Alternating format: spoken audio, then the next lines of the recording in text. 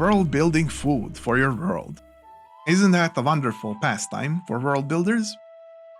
Why? Because food, I believe, is best used in world building to depict further background, lore, and plot besides just having good feels at nice descriptions or being conceptually interesting, fun, alternative world building of wouldn't this cute but creepy thing be cute but alien, interesting, and creepy if we ate it? I really think that whilst both are a staple and a lovely thing to observe, because I love hearing those songs from various fantasy books about what was cooked in the kitchen, even the classical ones. I remember that about the prince who was giving gifts to a capricious princess or noble girl. I think she was a princess. And then you have that cooking pot with bells that sings about what everybody's cooking in the neighborhood. Have you ever read that one when you were very little? Anyways, I always loved that, but that's the beginning, not the goal, not the end.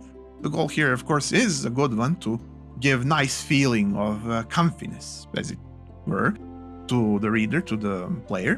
But what we also want, what we really want, is to achieve more effect of that, what was traded, what was sold, what generated what. Spices were expensive because they were crucial for food preservation.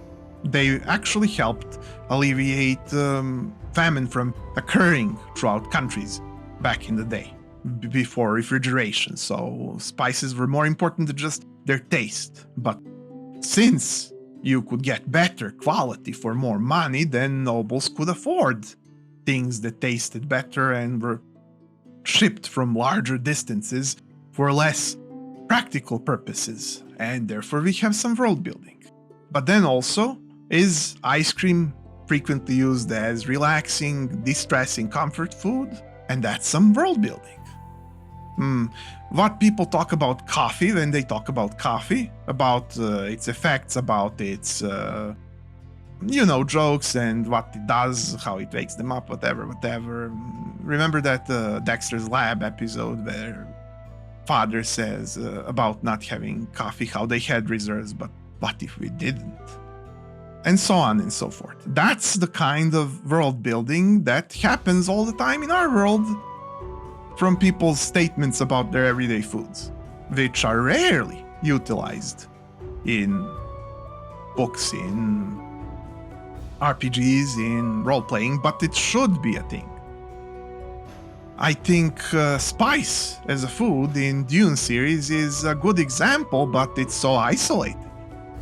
You want all of your foods to have the depths of coffee and ice cream and spices and beans and potato and so on and so forth. You want them to have the kind of impact that roasting a whole boar has in Asterix the Gaul, but you want also to have all that expanding on the impression of the world and its dynamics that I have mentioned. So this is how you actually world build food for your world. It's not just about comfy or shock factor, or a combination of the two, which is already an original thing, I must admit, and cool, but once it starts you going, you want to go further, right? That's why I'm suggesting to go further.